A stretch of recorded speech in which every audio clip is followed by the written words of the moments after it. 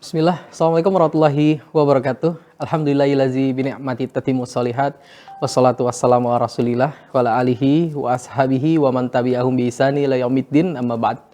Yohani Fiddin, pemirsa Al-Furqan TV dan pendengar suara radio Al-Furqan dimanapun Anda berada.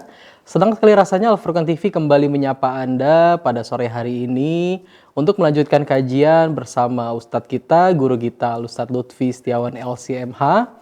Yang mana insya Allah pada kajian sore hari ini kita akan melanjuti pada pembahasan kitab yang berjudul Wahai Ahlus Sunnah, bersikap lembutlah terhadap Ahlus Sunnah. Kitab yang bagus ini disusun oleh Syekh Abdul Muhsin Al-Badar dan diterjemahkan oleh Dr. Ali Musri Semjan Putra. Alhamdulillah telah bergabung juga Ustadz kita, Ustadz Lutfi Setiawan melalui koneksi Zoom kita, dan mungkin kita akan sapa dulu beliau pada sore hari ini. Assalamualaikum warahmatullahi wabarakatuh, Ustadz. Waalaikumsalam warahmatullahi wabarakatuh. Sehat, Ahlan ya? bikum. Alhamdulillah. Masya Allah, Masya Allah.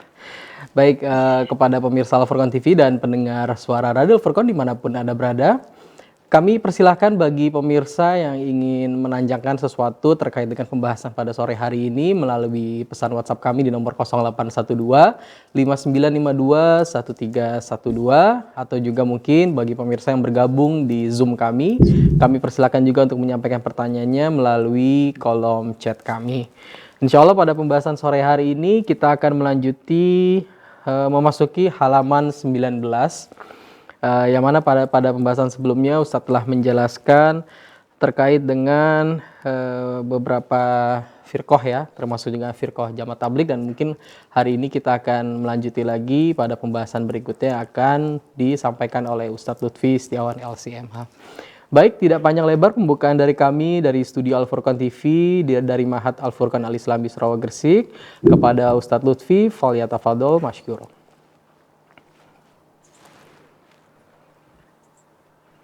Bismillahirrahmanirrahim. Assalamualaikum warahmatullahi wabarakatuh. Waalaikumsalam. Innal hamdalillah nahmaduhu wa nasta'inuhu wa nastaghfiruh wa na'udzu billahi min syururi anfusina wa min sayyiati a'malina. May yahdihillahu fala mudilla lahu wa may yudlilhu fala hadiya lahu. Asyhadu an la ilaha illallah wahdahu la syarika lahu wa asyhadu anna Muhammadan abduhu wa rasuluhu la nabiyya wa la rasula ba'da. Amma ba'd. Allahumma inna nas'aluka ilman nafi'an wa rizqan thayyiban wa amalan mutaqabbala. Allahumma anfa'na bima 'allamtana wa 'allimna ma yanfa'una wa zidna ilman, amin ya rabbal alamin.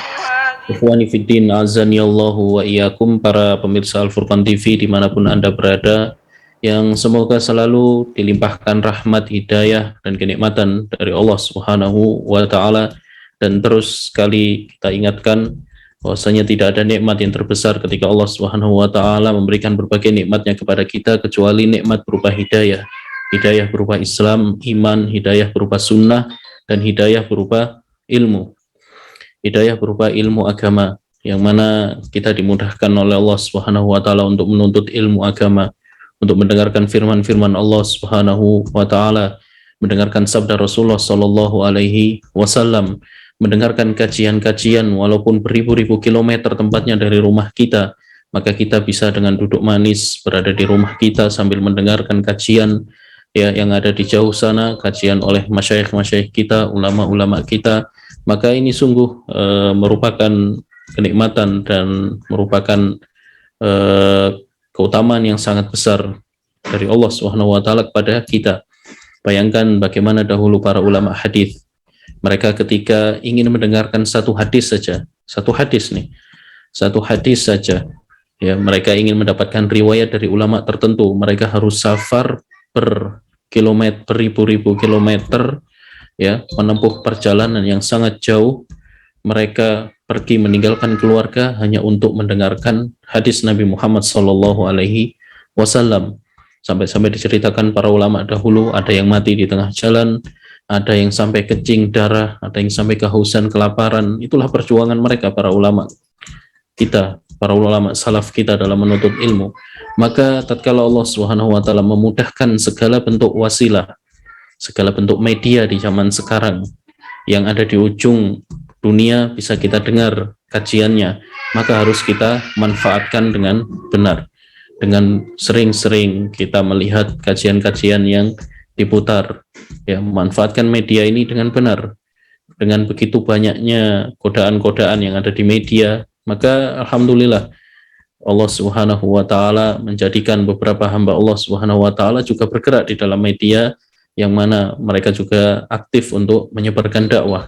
Maka ini adalah yang patut kita syukuri ketika Allah Subhanahu wa taala memudahkan bagi kita untuk menuntut ilmu agama.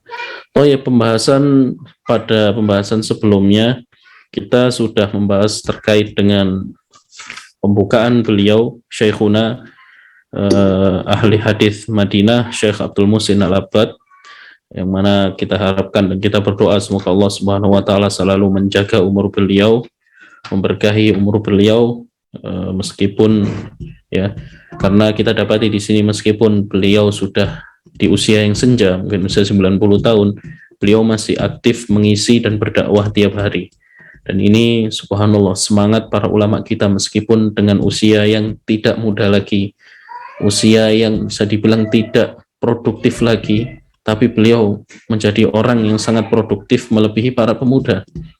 Beliau masih aktif mengajar, masih aktif berdakwah, masih aktif mensyarah hadis, masih aktif mengisi kajian tiap hari, sehingga ini menuntut kita sebagai mahasiswa atau sebagai santrinya atau sebagai audiens dakwah, kita harus lebih semangat lagi ya untuk hadir di kajian. Ketika Anda melihat ustadz-ustadz misalnya dari daerah lain datang di kota Anda misalnya, yang mana ustadz itu meluangkan waktu untuk datang di kota Anda berdakwah, maka seharusnya kita lebih semangat dalam menyambut ustadz tersebut dengan hadir lebih utama, mencatat ilmunya. Jangan disia-siakan. Zaman dahulu namanya kita kalau ingin nuntut ilmu kita yang datang, tapi zaman sekarang subhanallah ustadznya yang datang. Maka ini termasuk hal yang sangat dimudahkan oleh Allah Subhanahu wa taala kepada kita. Semangat-semangat para ustadz-ustadz kita melakukan perjalanan dakwah ke sana kemari dengan berat meninggalkan keluarga, dengan berat meninggalkan tanah kelahirannya, meninggalkan tempatnya. Itu tidak mudah sebenarnya. Melakukan perjalanan safar, ketika sampai di tempatnya mendapati kita yang tidak semangat dalam belajar, tidak semangat dalam kajian, tidak nulis. Nah ini tentu merupakan hal yang tidak layak bagi penuntut ilmu. Maka di sini ya kita perlu semangat. Ketika melihat ustadz kita semangat, maka kita harus lebih semangat lagi. Thayyib, di muqaddimah kita sampai di pembahasan beliau tentang wasiat kepada para pemuda. Beliau Syekh Abdul Muhsin Al-Abbad berkata, wa inni fi hadhihi al-muqaddimati uakidul wasiyata li syababi ahli sunnati ay yu'nau bil ishtighali bil ilm. Dan aku diwasiat di muqaddimah atau pembukaan ini, aku tekankan lagi tentang wasiat untuk para pemuda ahlu sunnah agar mereka menyibukkan diri dengan ilmu, wa syughli awqatihim bi tahsilihi liyadhfaru birribhi wa yaslamu minal hubn, dan juga agar mereka menyibukkan waktu-waktu mereka untuk menuntut ilmu agama dan mendapatkannya sehingga mereka mendapatkan banyak sekali keuntungan. Jadi beliau mewasiatkan kepada para pemuda, kepada para penuntut ilmu, terutama yang masih di usia muda. Ya, di usia muda ini, masya Allah, kita merupakan usia yang sangat produktif, usia yang mana sebagai penentu, ya, penentu titik kehidupan kita selanjutnya. Karena kalau sudah tidak muda lagi, maka mungkin agak susah untuk memulai karir, untuk memulai perjalanan hidup itu susah. Maka di usia muda inilah kita tentukan. Maka seorang pemuda yang apabila ia menghabiskan waktunya untuk mencari ilmu, untuk ketaatan kepada Allah Subhanahu wa taala, maka dia adalah pemuda yang sangat beruntung. Oleh karena itu di dalam hadis yang sering kita dengar, hadis Nabi Muhammad SAW, yang mana disebutkan bahwasannya salah satu orang, salah satu golongan yang nantinya akan diberikan naungan oleh Allah Subhanahu wa taala di akhirat, siapa dia?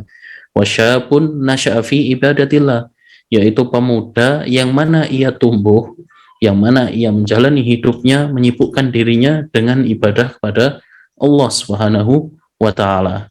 Nah, ini penting wasiat bagi kita para pemuda yang masih di usia produktif, masih memiliki kemampuan, kematangan baik dari segi akal, ya, masih memiliki semangat yang sangat besar, maka energi kita yang begitu banyak kita alihkan kepada ketaatan kepada Allah Subhanahu wa taala. Di antaranya adalah dengan menuntut ilmu syar'i, dengan menuntut ilmu agama. Ini wasiat para ulama kita. Kita lihat di zaman Nabi Muhammad SAW, dahulu subhanallah para pemuda di zaman Nabi Muhammad SAW, mereka adalah pemuda yang semangat dalam berjuang terhadap Islam, berjuang untuk agama Islam, berjuang untuk menuntut ilmu. Sebagaimana diriwayatkan dalam salah satu hadis dari Malik bin Huwairith, beliau menyatakan bahwasanya Ataina Rasulullah sallallahu alaihi wasallam wa nahnu syababatun mutaqaribun. Kami dahulu datang kepada Nabi Muhammad sallallahu alaihi wasallam. Jadi Nabi Muhammad sallallahu alaihi wasallam ada di Madinah. Ia Malik ibn Huwairith, yaitu hidup jauh dari Madinah. Jadi di luar kota Madinah bisa dibilang. Lalu dia dan beberapa temannya yang seusia mendatangi Rasulullah sallallahu alaihi wasallam untuk apa? Untuk belajar, untuk menuntut ilmu. Ya, mendatangi kajian ilmu, dan di sana mukim selama 20 hari. Untuk apa? Untuk belajar dari Nabi Muhammad Sallallahu Alaihi Wasallam. Ya, dan ini merupakan sunnah hasanah. Tatkala kita masih memiliki banyak energi, memiliki banyak kekuatan, memiliki banyak semangat, maka kita melakukan perjalanan menuntut ilmu. Berjalan menuntut ilmu, melakukan daurah itu misalnya. Atau apabila Anda memiliki semangat tekad yang tinggi, datang ke pesantren, mondok. Dan ini sering saya wasiatkan ya, bahwasanya mondok itu enggak hanya milik anak-anak seumuran, misalnya remaja-remaja yang misalnya kelas mutawasid, itu mondok hanya anak-anak kecil, anak SMP, lalu kelas aliyahnya misalnya itu hanya anak-anak umur SMP, SMA misalnya yang umur belasan tahun. Tidak demikian. Ngaji dan menuntut ilmu agama, ya apalagi di pesantren, itu tidak hanya milik anak-anak remaja. Anda meskipun sudah umur 40 tahun, Anda sudah berumur 50 tahun, Anda berhak untuk ngaji, Anda berhak untuk mondok di pesantren. Ya, selama Anda bisa memenuhi kehidupan Anda di sana, ya, selama kehidupan keluarga Anda sudah terpenuhi, maka silakan datang ke pesantren ngaji. Datang ke pesantren belajar, ya, belajar menuntut ilmu. Nah, ini sunnah hasanah dari para sahabat zaman dahulu. Di zaman Nabi Muhammad Sallallahu Alaihi Wasallam, mukim pada Nabi Muhammad Sallallahu Alaihi Wasallam, tinggal di sana, meninggalkan keluarga untuk sementara waktu dengan tujuan untuk belajar ilmu agama. Beliau melanjutkan, Syekh Syekh Abdul Muhsin Al-Abbad, liyadfaru birribhi wa yaslamu minal ghubni alladhi ja'a fi qawli Rasul sallallahu alaihi wasallam, agar mereka bisa mendapatkan banyak sekali keuntungan dan selamat dari tipuan yang sebagaimana disebutkan oleh Nabi Muhammad sallallahu alaihi wasallam, ni'matani maghbunun fihima katsirun minan nas. Ada dua nikmat yang mana banyak dari manusia itu mereka lalai, as-sihhatu wal faragh, yaitu kesehatan dan waktu luang. Dan subhanallah, apalagi para pemuda, ya kita lah, seumuran kita ini, para pemuda, waktu kita ini subhanallah sangat banyak sekali yang longgar, yang kosong. Ya, waktu kita itu banyak sekali yang longgar, yang kosong. Bahkan kebanyakan dihabiskan dengan apa? Dihabiskan dengan main-main. Masa muda, ya, bilang adalah masanya remaja, masa berfoya-foya. Ini tentu tidak benar. Masa muda kita gunakan untuk produktif, terutama untuk urusan agama kita. Apabila kita tidak menggunakan masa muda dengan baik, maka masa muda itu akan hilang dengan sia-sia. Kita jadi hamba yang tertipu, sebagaimana disebutkan oleh Nabi Muhammad SAW.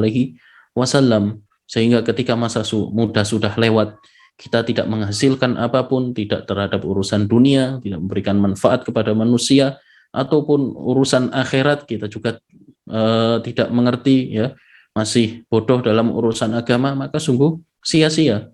Begitu juga dengan kesehatan, sebagaimana yang disebutkan oleh Nabi Muhammad SAW.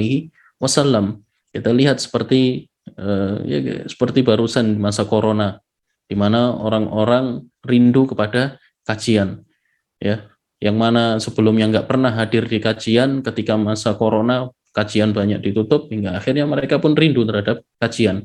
Nah ini tentu kita manfaatkan.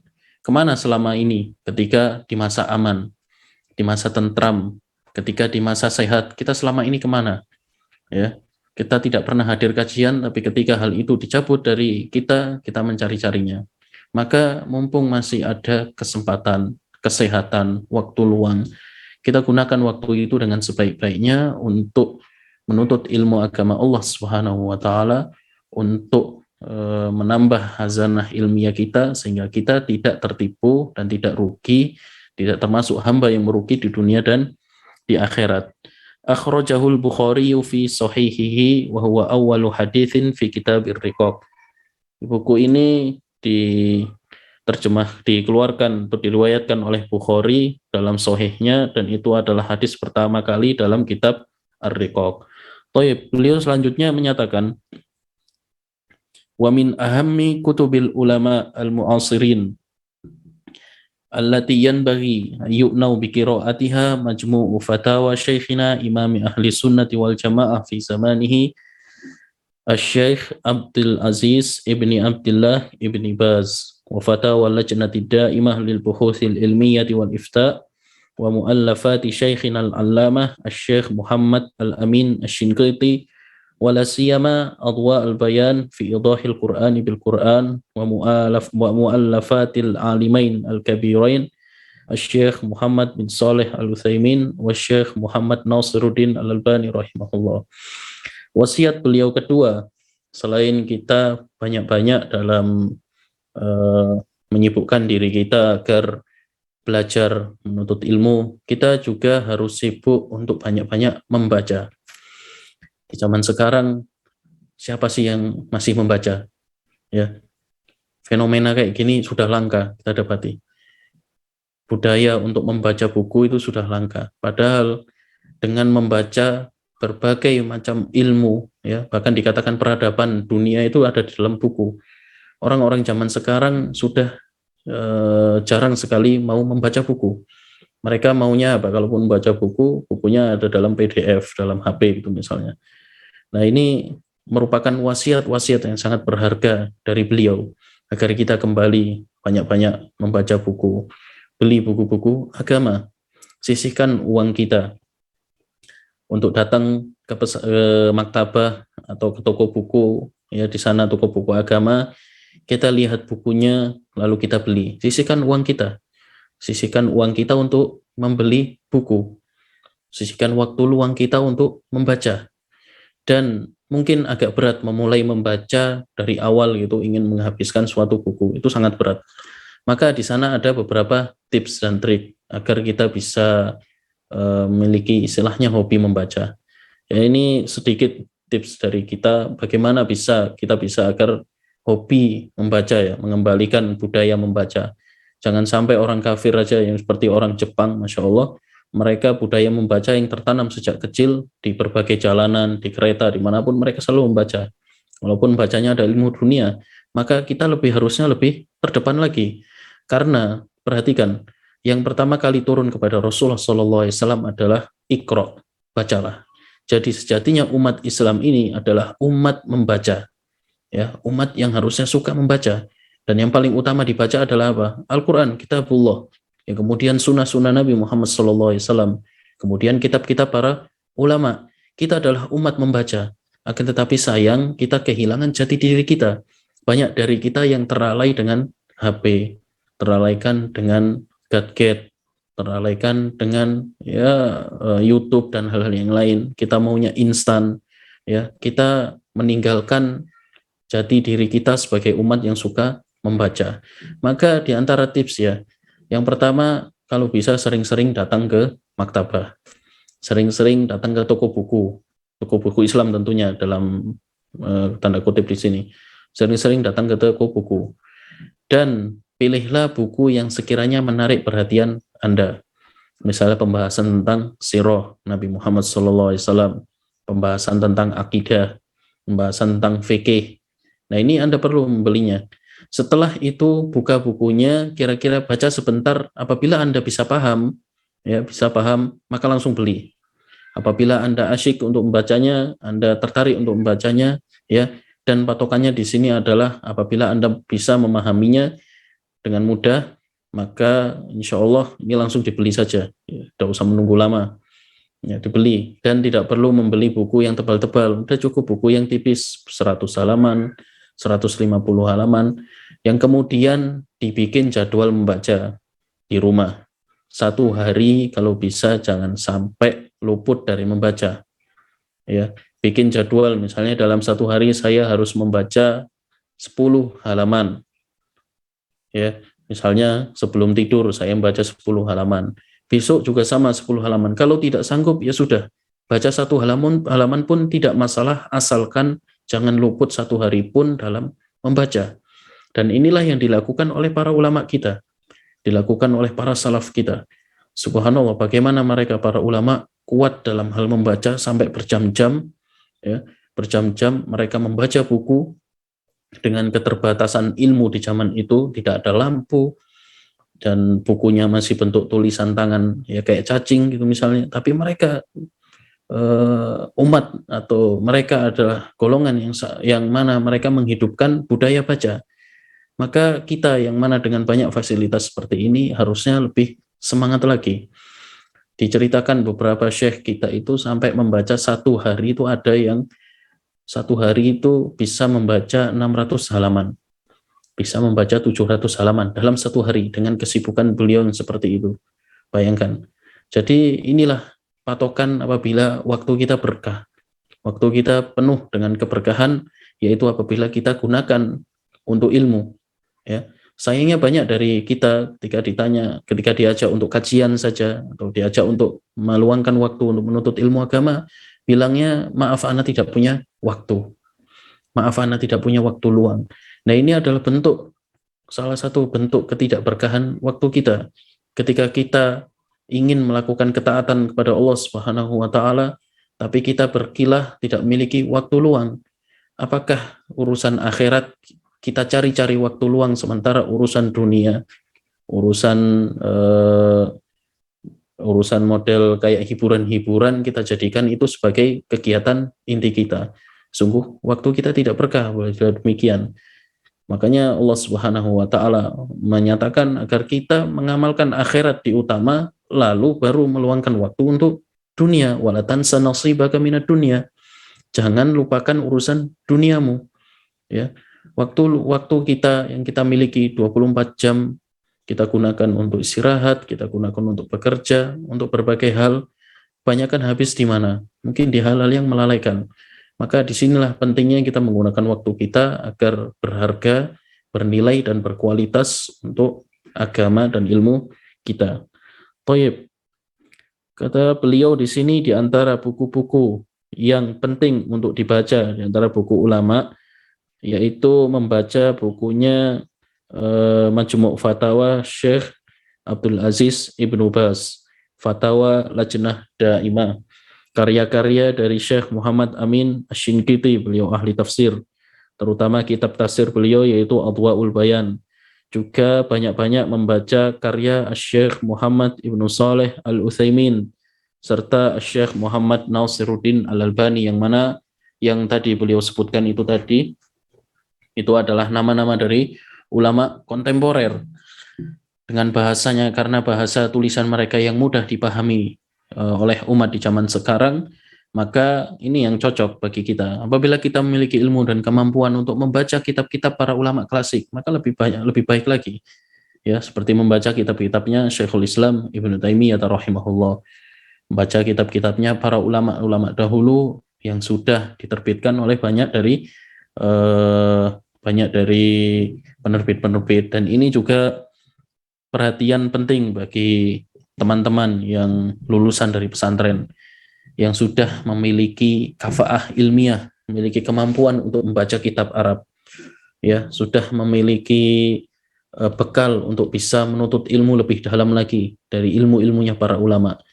Jangan disia-siakan berkah ini, ya, jangan disia-siakan bakat ini. Jangan sia-siakan waktu Anda yang sudah habis belajar berpuluh-puluh tahun di pesantren, lalu Anda lulus tapi Anda tidak menggunakannya. Sangat disayangkan. Ya, Anda belajar selama itu, yang kemudian lulus dari pesantren, ya, ilmu Anda itu hanya sebuah kunci untuk membuka khazanah-khazanah ilmiah yang ada di dalam buku-bukunya para ulama. Maka kalau bisa setiap hari bacalah buku-buku ulama. Ada banyak sekali, jutaan buku-buku ulama, subhanallah. Bisa dibilang warisan ilmu terbesar yang ada di dunia ini adalah warisannya ilmu umat Islam. Ya, banyak sekali karya-karya para ulama kita, baik itu dalam urusan akidah, urusan fikih, urusan tauhid saja ada ratusan ribuan. Belum lagi urusan fikih. Dengan banyaknya ilmu seperti itu, dengan waktu sempit yang kita miliki, maka tentu kita harus manfaatkan waktu dengan sebaik-baiknya. Dan kemampuan yang sudah kita miliki berupa bisa membaca kitab Arab, yang mana banyak dari orang yang tidak paham dan sangat ingin untuk bisa membaca, maka jangan disia-siakan. Pada alumni-alumni pesantren, pada Anda yang sudah belajar bahasa Arab, maka manfaatkan ini. Anda belajar bahasa Arab tujuannya untuk bisa memahami Al-Quran dan As-Sunnah. Anda belajar bahasa Arab tujuannya untuk bisa membaca kitab. Maka prakteknya di situ. Anda belajar bahasa Arab tidak untuk jadi penerjemah, tidak untuk jadi istilahnya tour guide ke Arab, itu tidak demikian, tidak untuk jadi sales, tidak. Kita belajar bahasa Arab tujuannya untuk agama. Ya, kita belajar bahasa Arab tujuannya untuk mengangkat agama Islam, untuk mempelajari agama kita. Maka gunakan itu dengan baik. Kepada Anda yang sudah lulus dari pesantren sudah lama, bukalah lagi buku-buku Anda. Pergilah ke maktabah, belilah buku. Sungguh nikmat, ya, nikmat sekali. Berbeda rasanya ketika Anda membaca buku terjemahan, dan ini sudah, Ana yakin ikhwah yang sudah bisa membaca kitab sepakat dengan Ana. Berbeda sekali rasanya ketika membaca kitab Arab aslinya dengan membaca terjemahan. Lebih dalam maknanya daripada membaca terjemahan. Feel-nya tuh lebih dapat istilahnya. Ya, maksud dan tujuannya itu lebih dapat, maknanya lebih dapat. Maka manfaatkan dengan baik. Manfaatkan dengan baik. Ketika Anda bisa memahami suatu ayat dengan penjelasan suatu syekh, penjelasan para ulama dalam suatu kitab, maka subhanallah ini adalah kenikmatan yang sangat besar dari Allah Subhanahu wa taala. Thayyib. Di antara wasiat beliau yaitu wa usi aidan ay yastafida tullabul ilmi fi kulli baladin minal mushtaghilina bil ilmi min ahli sunnati fi dzalikal balad. Dan aku juga mewasiatkan agar para santri atau para penuntut ilmu,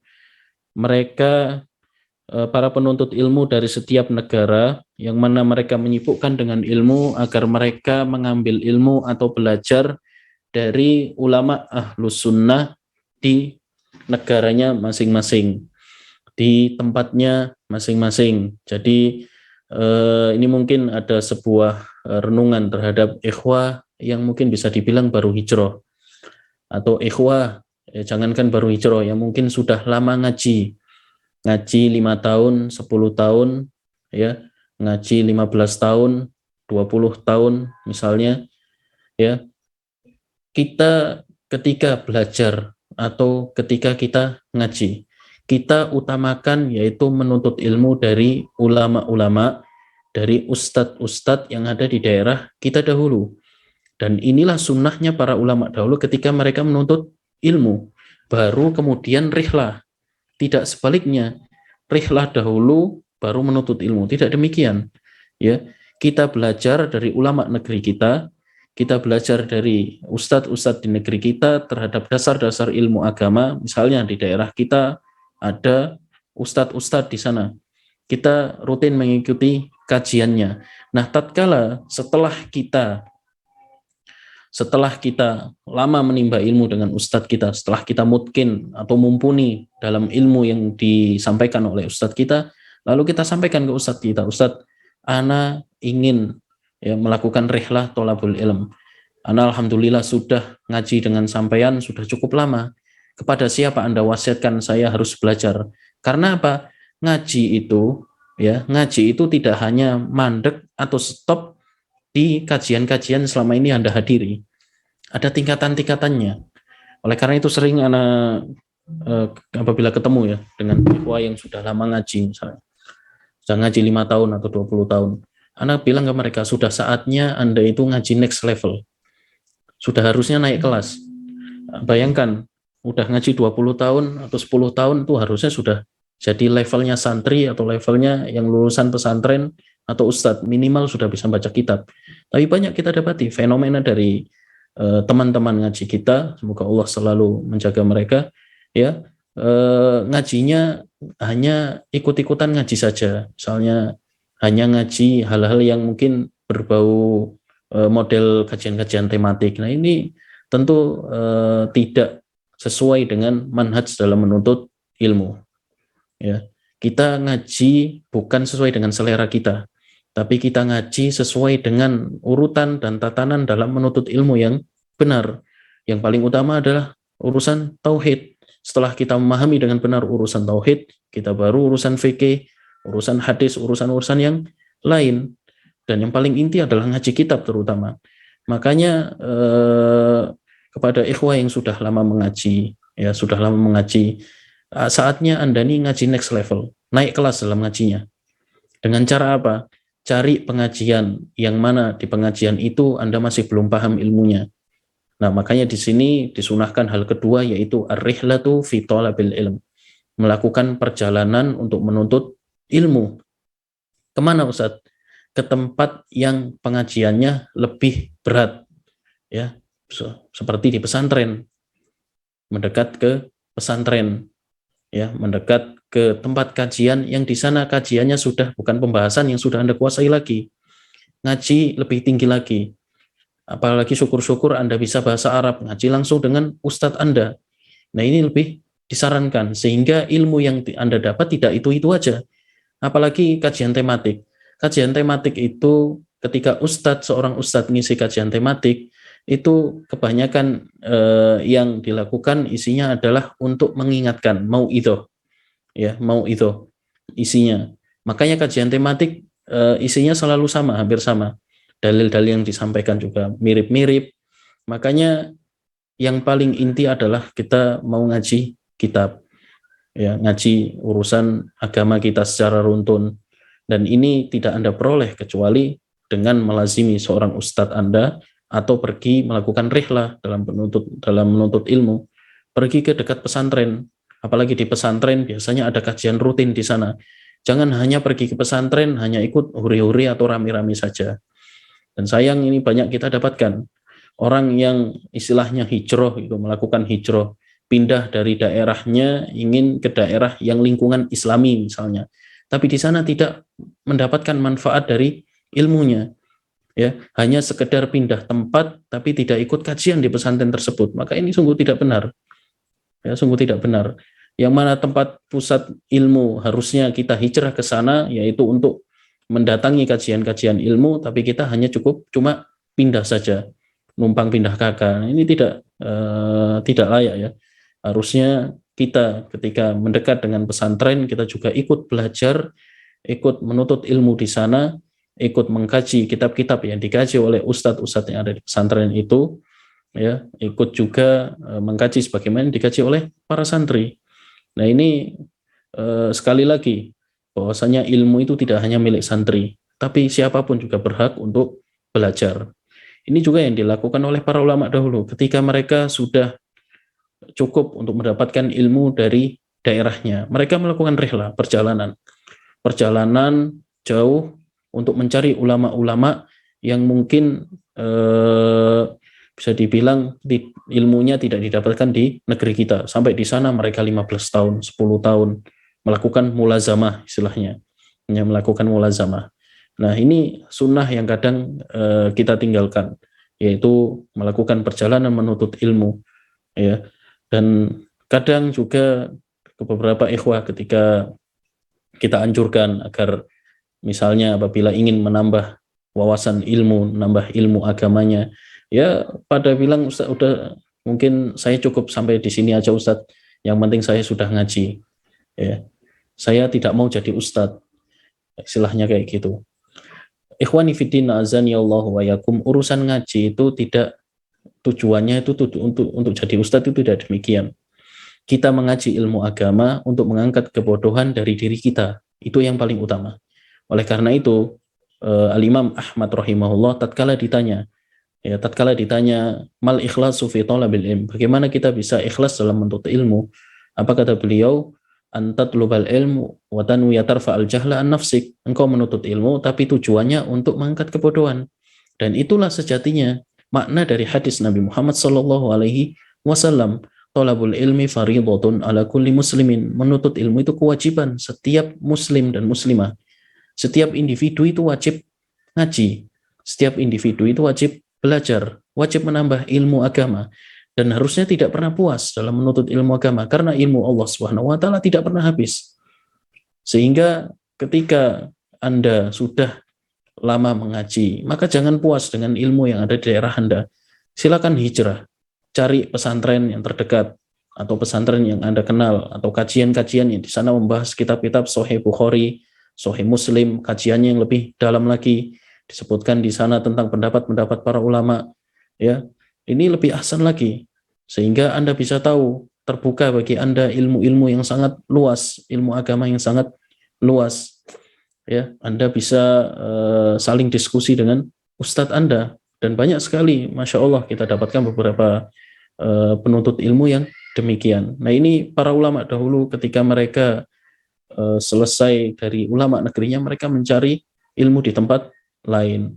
Jadi jangan dikira nyantri itu hanya khusus untuk anak-anak muda saja, tidak. Ulama-ulama zaman dahulu, apalagi Imam Ahmad, di usia beliau yang sudah senja, beliau masih lari ke sana kemari membawa buku dan pena. Sampai suatu ketika tetangganya, yang mana tetangga ini seorang Yahudi, kesal lihat Imam Ahmad, udah tua, udah usia yang segini kok masih keliling sana ke sini. Udah bukan usia muda lagi untuk menuntut ilmu. Ditangkap oleh tetangganya, lalu ditanya, ila mata tatlubul ilm, sampai kapan engkau akan ngaji wahai Ahmad? Sampai kapan engkau akan belajar? Apa kata beliau? Beliau menyatakan, ma'al mihbaro ilal makbaro. Aku akan terus bersama dengan penaku dan bukuku, terus untuk menuntut ilmu sampai aku sampai di liang kubur. Jadi tidak ada batasan dalam menuntut ilmu agama. Tidak ada batasan dalam ngaji. Ya, tidak ada batasannya. Maka mari kuatkan tekad dan semangat kita. Thaib. Syekh melanjutkan, mithlu talamidi Syekh Al-Albani fil Urdun alladhina assasu ba'dahu markazan bismihi. Seperti juga belajar dari murid-murid Syekh Al-Albani rahimahullah di Yordania, yang mana mereka mendirikan markas ilmu atau bisa dibilang yayasan atau ma'had, ya, dengan nama Syekh Al-Albani. Seperti juga Syekh Muhammad Al-Maghrabi fil Maghrib di Maroko, wa Syekh Muhammad Ali Firkus, wa Syekh Al-Eid Syarifi fil Jazair, wa ghairihim min ahli sunnati, dan masyayikh lainnya yang mana mereka sesama ahlu sunnah. Wa minan nushi li ahli sunnati anna man akhta'a minhum yunabbahu ala khata'ihi wa la yutaba'u alaihi. Ini adalah wasiat beliau ketika kita mendapati kesalahan dari sesama saudara kita ahlu sunnah, dari ustadz kita, ya, ketika kita mendapati beliau melakukan kesalahan, sikap kita apa? Apabila kita tahu bahwasanya itu adalah kesalahan yang tidak sesuai dengan Al-Quran dan As-Sunnah, atau tidak sesuai dengan misalnya petunjuk Nabi Muhammad SAW, maka dinasehati dengan cara yang lembut. Apabila ada kesalahan, dinasehati dan diberikan peringatan atas kesalahannya, tapi tidak dicari-cari kesalahannya yang lain. Tidak seperti sekarang, ketika seseorang sekarang subhanallah mendapati ustadznya salah dikit saja, tergelincir dikit, langsung divideokan, difoto, di framing, diposting di Facebook berhari-hari, seakan-akan ia mendapatkan emas nih, ini mumpung guruku salah nih, ya. Tidak demikian. Kalau bisa bahkan kesalahan sesama muslim saja kita dianjurkan untuk menutupnya, maka apalagi kesalahan seorang ustadz, kesalahan ahli ilmu, kesalahan ulama kita. Mereka juga manusia, mereka bisa lupa, mereka bisa salah. Jangan dikira ustadz itu adalah malaikat, tidak. Ustadz itu juga adalah manusia, bisa salah, bisa melakukan kesalahan. Maka dengan ini kita muamalah dengan sesama muslim, yaitu dengan menutupinya dan menasihatinya, tidak malah dicari-cari kesalahannya yang lain, bahkan suatu yang tidak salah pun dianggap salah kadang. Wala yutabarra'u minhu bisababi dzalik, tidak juga berlepas diri darinya karena sebab kesalahan tersebut. Wa yustafadu minhu, tetap kita ambil faedah dari mereka. Wala siyama idza lam yujad man huwa aula minhu fil ilmi wal fadl, terutama bila kita tidak mendapati ilmu, ya tidak mendapati orang yang mungkin lebih berilmu dari beliau. Jangan sampai kita diharamkan mendapatkan ilmu hanya gara-gara kita merasa sombong, ya, merasa sombong. Ustadz ini sudah salah, maka ustadz ini sudah tidak layak lagi saya ambil ilmunya. Tidak demikian. Beliau lalu melanjutkan, wa usi ayyahdharu syababu minal ishtighali bitatabbu'i atharati tullabil ilmi wa tatabbu'i mawaqi'il internet allati tu'na bi jam'i atharatihim wa tahdhiri minhum bisababiha. Dan aku wasiatkan agar para pemuda menjauhi, terlalu sibuk mencari-cari kesalahan sesama penuntut ilmu, ya, dengan mencarinya di mana? Di situs-situs internet. Yang mana di situ, ya, kadang ada situs-situs provokasi, ada channel video yang sengaja dibikin untuk provokasi. Anda dapatkan ini banyak sekali provokasi, di sana isinya membenturkan kesalahan-kesalahan ustadz gitu misalnya, ya, membenturkan kesalahan-kesalahan para ulama. Ini ada atau tidak? Sangat banyak. Dan sayang sekali para pemuda yang mana mereka jauh dari ilmu, kita dapati banyak dari mereka yang sibukkan diri dengan hal demikian, hal yang seperti ini. Saya pernah ketemu sekali dengan seorang, ya, pemuda yang seumuran kita lah, yang saat itu bisa dibilang saya semester 3 atau semester 4 S1, dia ini baru masuk Iqdad. Baru masuk Iqdad. Iqdad itu maksudnya orang yang belum bisa bahasa Arab sama sekali, lalu ia masuk di sana. Jadi belum bisa bahasa Arab sama sekali, ya. Dan ini dari negeri Eropa, ini anak muda, teman kita ini.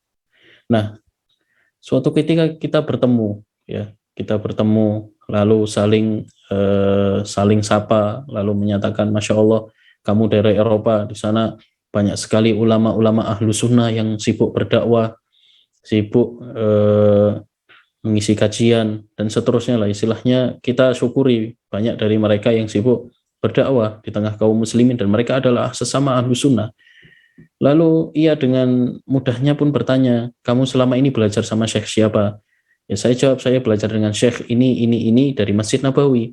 Masya Allah. Nah, pemuda-pemuda yang model kayak gini, mereka tertipu dengan istilahnya terlalu sibuk dengan urusan-urusan yang ada di medsos, hingga akhirnya jauh dari urusan-urusan yang agama yang ada di buku-buku. Ia pun dengan entengnya menghina para ulama-ulama atau masyayikh, ya, masyayikh kita yang ada di Masjid Nabawi, menyatakan bahwasanya fulan ulama tersebut adalah ahlu bidah, fulan ulama tersebut adalah kadzab, pendusta, fulan telah melakukan kesalahan ini, kesalahan ini, kesalahan ini. Anak yang saat itu cukup emosi, ya, dengan bekal, ya, bahasa Arab yang lumayan lah, udah semester 3, apalagi dia masih ma'had, masih Iqdad, ya, anak habis-habisnya. Nah, yang jadi poinnya, dia tidak bisa menjawab pertanyaan terkait dengan rukun Islam, rukun puasa, ilmu-ilmu dasar Islam, ya, tapi mengerti tentang urusan-urusan kayak gitu. Ketika saya tanya, dari mana kamu dapat hal-hal seperti ini? Dia pun menunjukkan video YouTube yang isinya, Masya Allah, di istilahnya disusun dari satu video, potongan-potongan video dikumpulkan jadi satu, lalu dilihatkan pada saya, ya.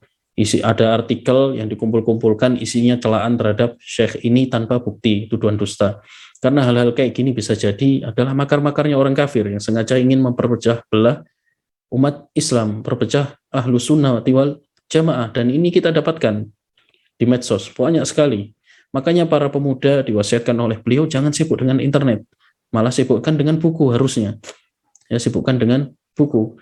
Makanya pemuda itu tadi Ketika begitu diskusi dengan ana tidak bisa membuahkan hasil sesuai dengan yang ia inginkan, ia pun pergi mencari kakak kelasnya, ya mungkin semester 6 atau semester berapa, dibawa tuh di depan saya.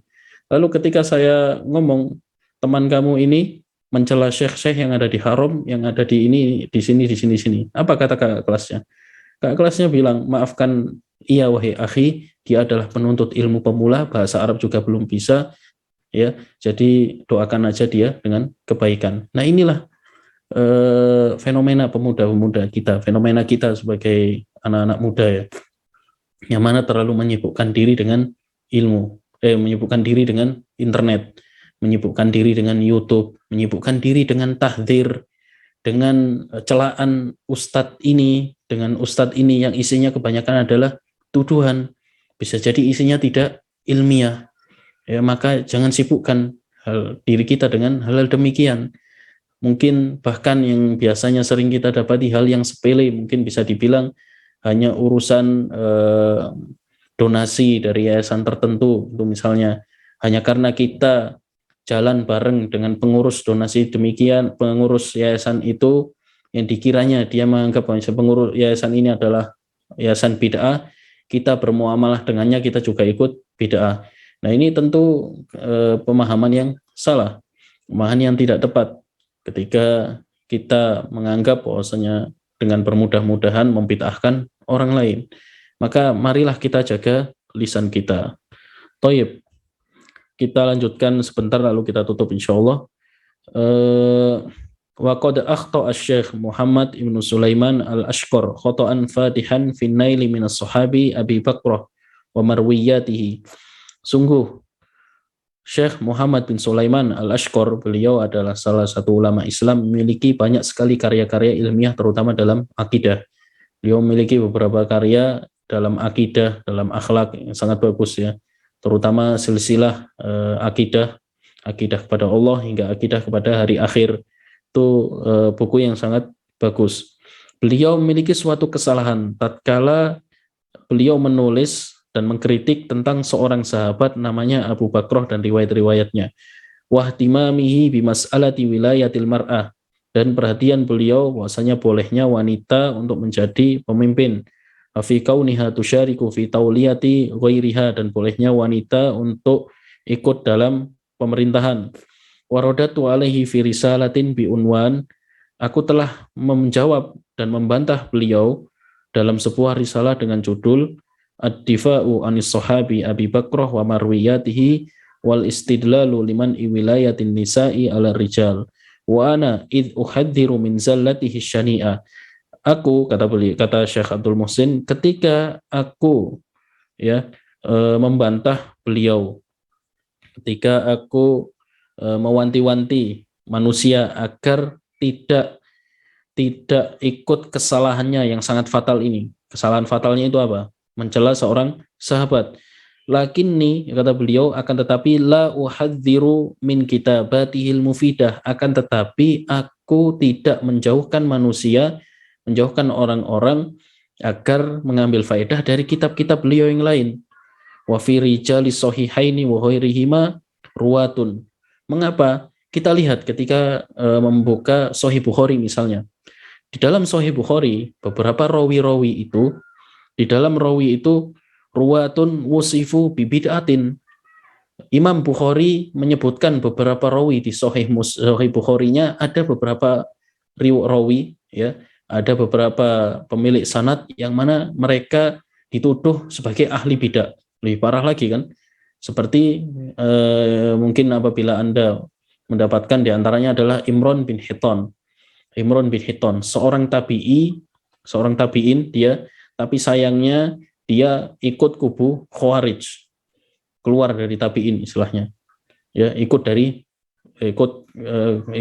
keluar dari kubu tabi'in, lalu keluar dari kubu Ahlus Sunnati wal Jamaah, malah masuk ke dalam kubu Khawarij, mengkafirkan para kaum muslimin, bahkan mengkafirkan Ali radhiyallahu anhu. Nah, ini lebih parah lagi. Akan tetapi hal itu tidak menghalangi Imam Bukhari untuk mengambil riwayat yang dia ada di dalamnya, karena riwayat yang disebutkan oleh dia adalah riwayat yang baik terkait dengan hadis Nabi Muhammad SAW.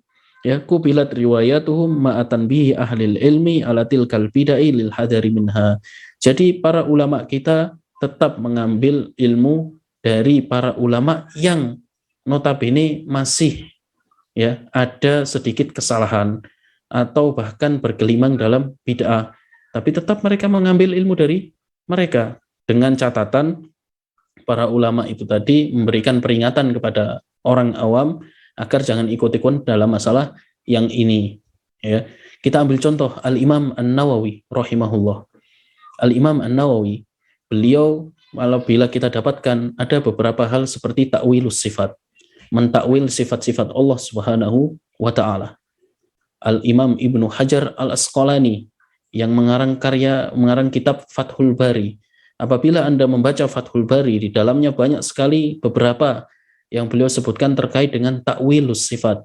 Nah, sekarang ketika kita mendapati bahwasanya di sana ada kesalahan fatal dalam akidah, apakah langsung Anda bilang nggak boleh kita baca Fathul Bari, tidak boleh kita baca syarah Sahih Muslimnya Imam Nawawi, nggak boleh kita baca Arba'in Nawawi?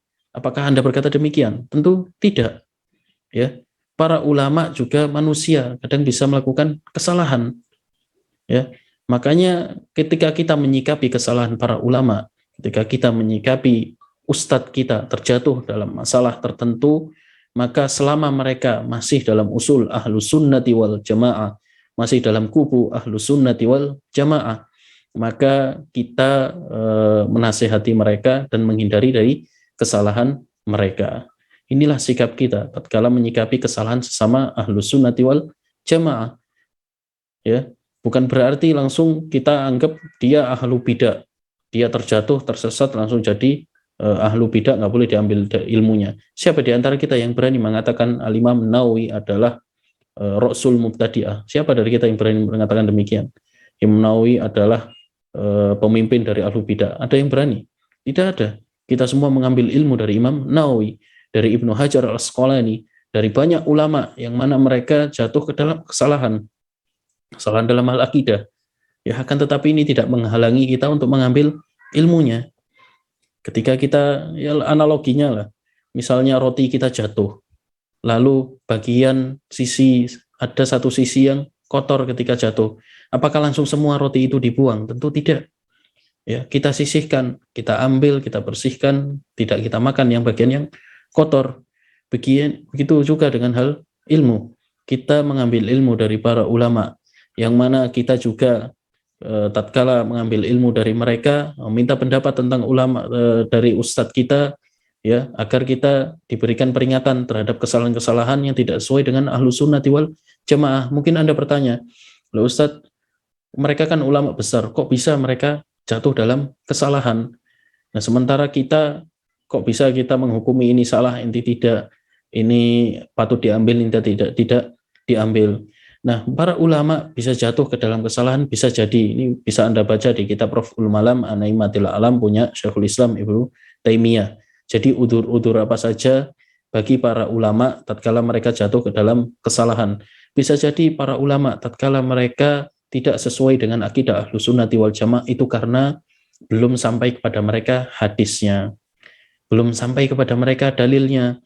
Apalagi zaman dahulu, yang mana zaman dahulu hadis itu nggak semudah zaman sekarang. Hal kedua, bisa jadi sampai kepada hadis, sampai kepada beliau hadisnya, tapi ternyata itu adalah hadis yang dhaif, ya, riwayat yang palsu, makanya tidak diamalkan oleh beliau.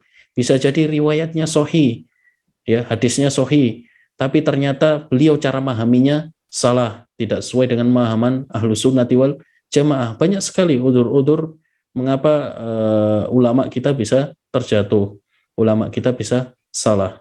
Nah, ini sikap kita sebagai penuntut ilmu, sebagai pemuda, sebagai pemula apalagi. Maka tatkala menyikapi kesalahan sesama ulama Ahlus Sunnah, ya, kesalahan sesama ulama Ahlus Sunnah, tidak langsung dengan mudahnya menuduh mereka dengan bid'ah, menuduh mereka langsung dicela dan lain-lain. Itu tidak demikian. Kita tetap mengagungkan para ulama, mengambil ilmu dari para ulama, ya, tidak menjauhkan manusia, tidak berlepas diri dari mereka, yang selama mereka usulnya adalah usul ahlu sunnati wal jamaah. Kita mengambil ilmu dari ulama kita. Oleh karena itu, Al-Imam Az-Zahabi tatkala mengomentari salah seorang ulama yang mana dia jatuh ke dalam bid'ah, yaitu Al-Mawardi. Beliau berkata, wa huwa ma'a bid'atin fihi, meskipun Al-Mawardi ini jatuh ke dalam bid'ah, fa innahu min kibaril ulama, ya, sesungguhnya dia itu termasuk ulama kibar, dengan juhudnya memiliki banyak sekali karya dalam ilmu, membela ilmu agama Allah Subhanahu wa taala, tapi salah jalan di masalah tertentu. Fala tahtu ya lisanaka, fala tahtu lisanaka ya talibul ilm. Mutlakon, maka jagalah lisanmu wahai penuntut ilmu. Jangan asal-asalan mencela para ulama dengan entengnya. Ini wasiat dari Ibnu Hajar, dari Az-Zahabi, Al-Imam Az-Zahabi rahimahullah. Was'alillaha yutsabbitaka ala tauhid, dan mintalah kepada Allah Subhanahu wa taala agar engkau ditetapkan dalam tauhid, ditetapkan dalam jalan sunnah. Karena apabila kita sudah mencela para ulama, maka kita akan diberikan hukuman oleh Allah Subhanahu wa taala dengan apa? Diharamkan dari ilmu agama. Dan ini kita dapati.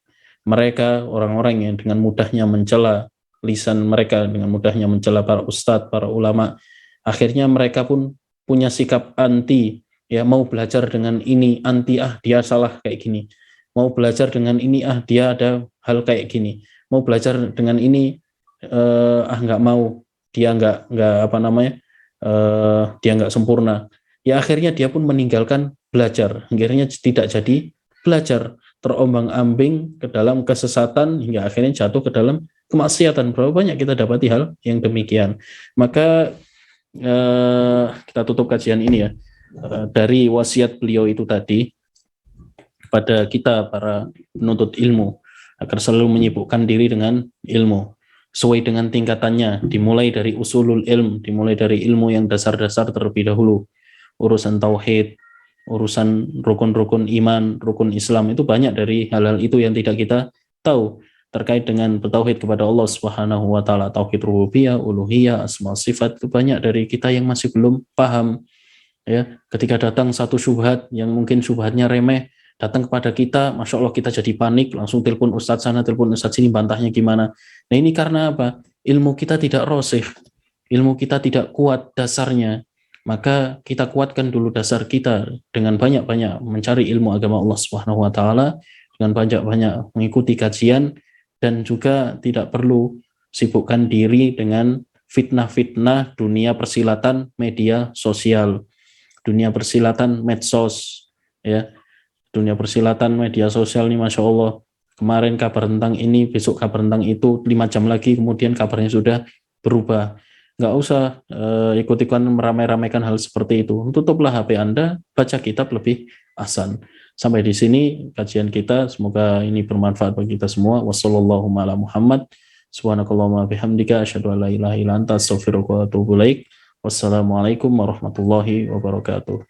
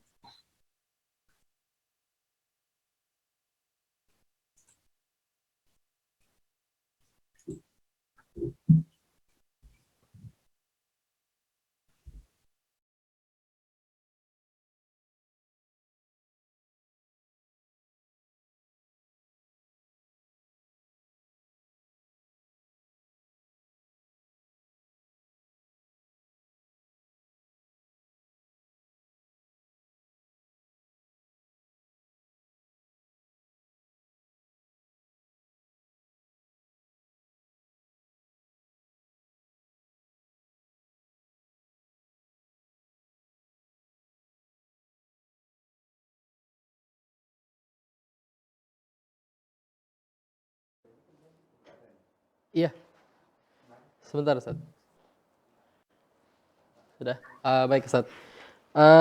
Sebenarnya ada satu pertanyaan Ustaz yang mungkin bisa kita tanyakan ke Ustaz nih. Ustaz? Ya, tafadhol. Oke. Masya Allah. Ini ada pertanyaan Ustadz. Ustadz, kita melihat beberapa waktu ini memang kita melihat ada beberapa nasihat dari Ustadz kita terkait dengan kemana kita harus mengambil ilmu ya Ustadz ya. Beberapa hal yang terjadi di lingkup kita pastinya memang banyak sekali antar kita sebagai thalabul ilmi itu malah justru yang lebih gencar untuk malah mentahzir masing-masing dari kita gitu loh. Mungkin nasihat Ustadz baiknya kita sebagai thalabul ilmi itu harusnya seperti apa Ustadz menyikapi beberapa fenomena akhir-akhir ini Ustadz?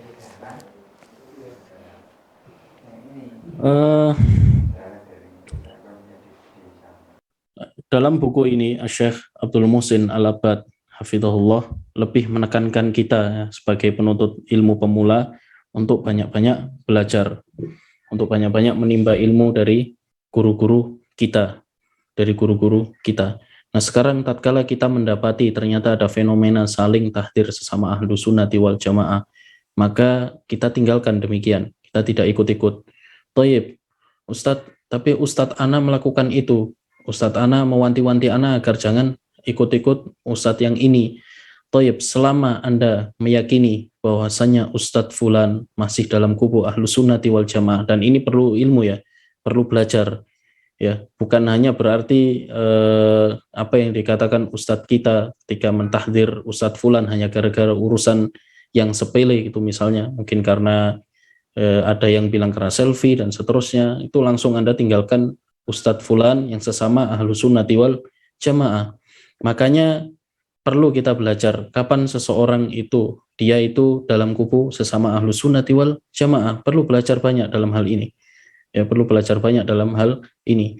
Dan selama kita berpegang teguh dengan para ulama dan ustadz yang sepuh, ustadz kita yang mana mereka adalah ustadz-ustadz tua seperti Al-Ustadz Al-Walid, Syekh Al-Nur Rafiq, ustadz kita sendiri, kita banyak-banyak berkonsultasi kepada beliau, banyak-banyak berkonsultasi kepada ustadz kita Syekh Al-Walid Yazid bin Abdul Qadir Jawas, ya, banyak-banyak berkonsultasi kepada mereka, yang mana sekali lagi di awal kajian sudah disebutkan bahwasanya berkah pada orang-orang yang lebih tua, dan kepada kita penuntut ilmu pemula banyak-banyak terus belajar.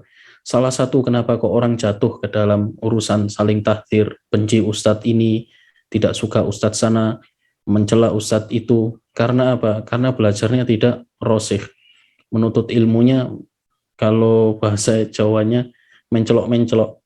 Jadi istilahnya hanya nebeng sana, nebeng sini, ikut-ikut kajian, tapi tidak rutin, atau kajian tidak runtun sesuai dari dasarnya, tidak demikian. Ya, makanya patut kita perlu banyak belajar. Seperti diantaranya tadi yang Anda sebutkan contohnya, salah satu contohnya, bagaimana kita menyikapi Imam Nawawi, Imam Ibnu Hajar Al-Asqalani, yang mana mereka jatuh ke dalam mungkin lebih jauh dari urusan tahdir-tahdiran, tapi urusan bid'ah, urusan sifat Allah Subhanahu wa taala, mentakwil sifat. Ya, maka kita sebagai penuntut ilmu tidak langsung serta-merta membid'ahkan beliau, tidak serta-merta langsung menghindari kitab-kitab beliau, nggak mau ngambil faedah dari beliau. Tentu tidak demikian.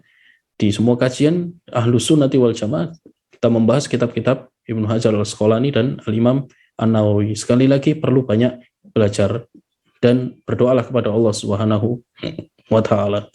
Praktekkanlah ketika kita membaca firman Allah Subhanahu wa taala, ihdinas siratal mustaqim. Berdoa kepada Allah Subhanahu wa taala, ya Allah, berikanlah aku jalan yang lurus, berikanlah aku hidayah kepada jalan yang benar, menuntut ilmu yang benar. Itu seperti apa wahai Allah? Ya, kita terus berusaha agar menuntut ilmu sesuai dengan jalur yang benar. Kita tidak boleh mentazkiyah diri kita selalu berada dalam kebenaran. Bayangkan seperti model, Ana sedikit cerita ini di kajian yang lain tentang Khawarij, pernah Ana ceritakan model orang Abdurrahman bin Muljim, yang mana dia adalah ahlu Quran dari Madinah saat di zaman Umar. Ya, Umar sendiri sampai-sampai merekomendasikan dia. Lalu dia terfitnah dengan fitnah Khawarij yang ada di Mesir saat itu. Tatkala ia diutus ke Mesir, hingga akhirnya dia terfitnah dengan fitnah Khawarij, yang mana saat di zaman Ali dialah yang sampai membunuh Ali. Dia meyakini bahwasanya dia telah membunuh iblis dan bunuh setan. Ini Abdurrahman bin Muljim, ahli Quran Madinah, ya, menganggap dirinya berada dalam kebenaran, menganggap dirinya adalah orang yang paling benar. Nah, kita harus selalu berusaha minta kepada Allah Subhanahu wa taala, dan patokan kebenaran kita sudah diberikan oleh Nabi Muhammad SAW, yaitu dengan apa? Dengan berpegang teguh kepada Quran dan As-Sunnah. Segala hal permasalahan di agama kita, apapun masalah itu, sekecil apapun, urusan kamar mandi saja, dijelaskan oleh Nabi Muhammad SAW. Ya, ada dalilnya. Apalagi urusan besar terkait ini bid'ah, ini sunnah. Fulan mubtadi', fulan ahlu sunnah. Nah, ini juga ada petunjuknya dari Nabi Muhammad SAW yang disebutkan oleh para ulama dalam pembahasan usul akidah atau usul manhaj ahlus sunnati wal jamaah. Maka perlu kita banyak-banyak belajar. Wallahu a'lam bishawab. Jadi kita sebagai penuntut ilmu tentunya pertama harus menghindari, yang kedua untuk terus berdoa seperti yang Ustadz ajarkan tadi, ya muqallibal qulub tsabit qulub ala dinik, dan tiga, tetap terus untuk belajar sehingga kita bisa membentengi diri kita dari hal-hal yang syubhat yang masuk pada diri kita. Baik Ustadz, jazakumullah khair atas waktunya Ustadz Lutfi Setiawan. Semoga waktu ini menjadi keberkahan untuk kita semua, dan insya Allah pertemuan akan kita lanjut lagi di pekan depan atau pekan berikutnya. Baik, segenap kru Al-Furqan TV yang bertugas mengucapkan juga terima kasih kepada penonton setia Al-Furqan TV yang menyaksikan dari awal hingga akhir. Semoga faedah ilmu bisa antum dapatkan pada sore hari ini. Baik Ustadz, kita tutup dengan doa kafaratul majelis. Subhanakallahumma wa bihamdika asyhadu an la ilaha illa anta astaghfiruka wa atubu ilaik. Assalamualaikum warahmatullahi wabarakatuh. Assalamualaikum.